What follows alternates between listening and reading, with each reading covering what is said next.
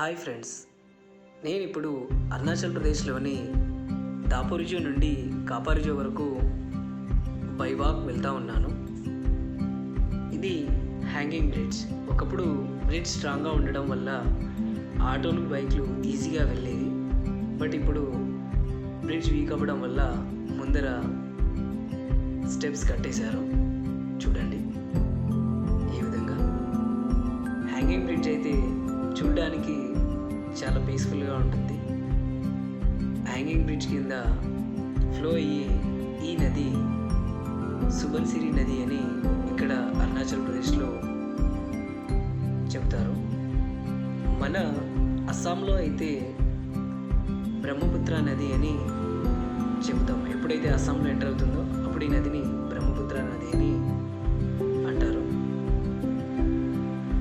చుట్టూ కొండలు, hanging bridge మీద చాలా సంతోషంగా అయితే ఉంది. నది నుండి వచ్చే చల్లని గాలులు మనల్ని చాలా ఆనందాన్ని అయితే ఇస్తాయన్నమాట.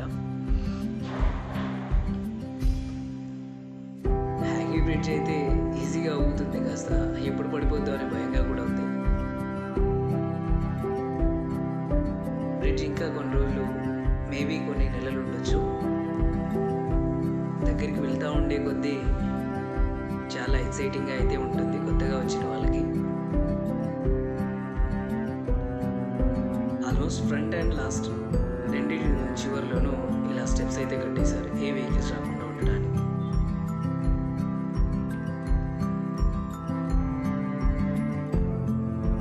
ఐఫిల్ టవర్లా పెద్దగానే ఉంది, గట్టిగా.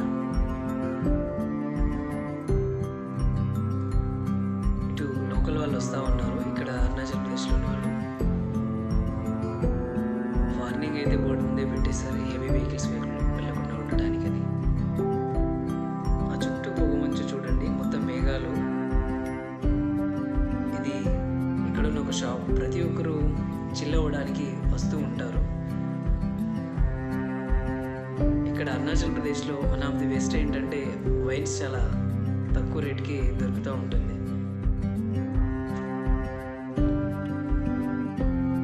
బై వాక్లో వెళ్తూ ఉన్నాం కదా, ఈ రోడ్ చూడండి. పైకి ఎలా వస్తూ ఉన్నామో కింద అయితే అందరు ఫిషింగ్ చేస్తూ ఉన్నారు.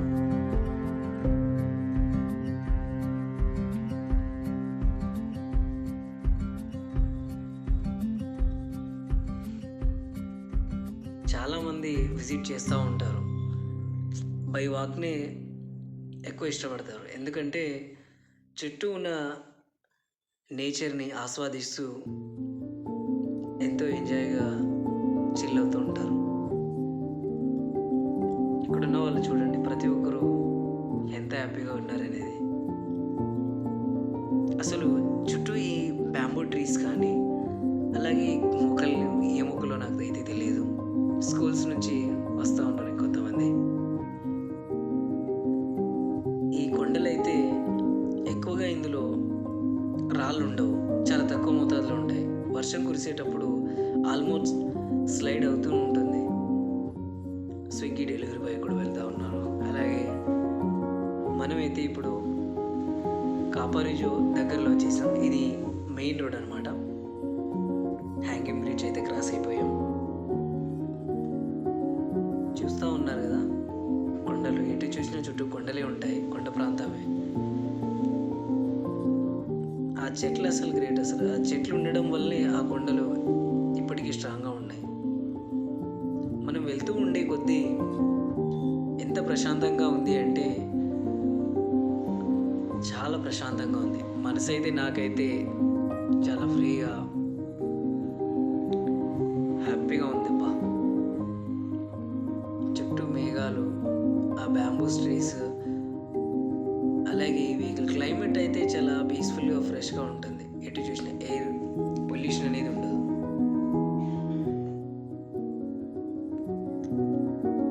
టూర్కి ఇలాంటి ప్లేస్ అయితే ప్రతి ఒక్కరికి ఇంట్రెస్ట్ రాకుండా ఎలా ఉంటుంది?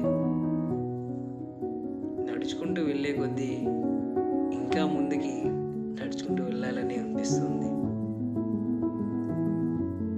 ఆ కొండలు చాలా బాగున్నాయి కదా. ఇల్లు అయితే ఇలా బ్యాంబూస్తో కడుతూ ఉంటారు. ఇలా ఎందుకు కడతా ఉంటారు అంటే భూకంపాలు వచ్చేటప్పుడు ఎర్త్‌క్వేక్ వల్ల బిల్డింగ్స్ అనేవి ప్రాబ్లంలో పడతాయని ఆల్మోస్ట్ ఈ బ్యాంబూస్తోనే కట్టేస్తూ ఉంటారు. కానీ చూడ్డానికి లోపలైతే చాలా బాగుంటుంది. చాలా వెచ్చగా ఉంటుంది. చలికాలంలో, ఎండాకాలంలో కూల్గా ఉంటుంది. ఇది కాపారిజో.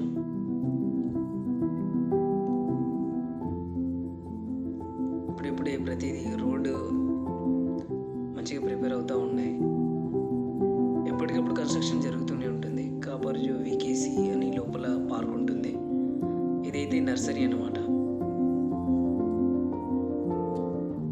ఈ నర్సరీలో ఆల్మోస్ట్ మన సైడ్ దొరికే చెట్లు కూడా దొరుకుతున్నాయి. మేమైతే లోపలికి పోలేదు. బయట నుంచి గేట్ నుంచే ముందు విజిట్ చేసాము.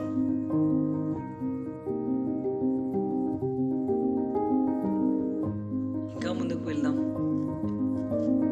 ఇంకా ఏమేమి ఉన్నాయో చూద్దాం.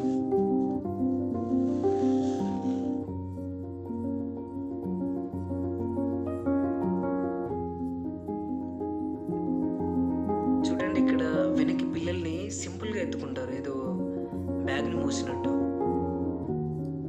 ఆమె ఎత్తుకుంది వెనక. ఎత్తుకోవడం అంటే ఏదో బట్టతో అలా మోస్తూ ఉంటారు. వాళ్ళ ట్రెడిషన్ ప్రతి ఒక్కరిది.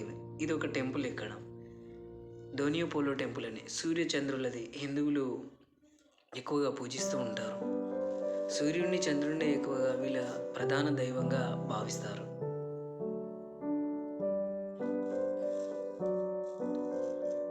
కాపారిజో అయితే అయిపోయింది. తర్వాత ఇంకో ప్లేస్లో కలుద్దాం మళ్ళీ.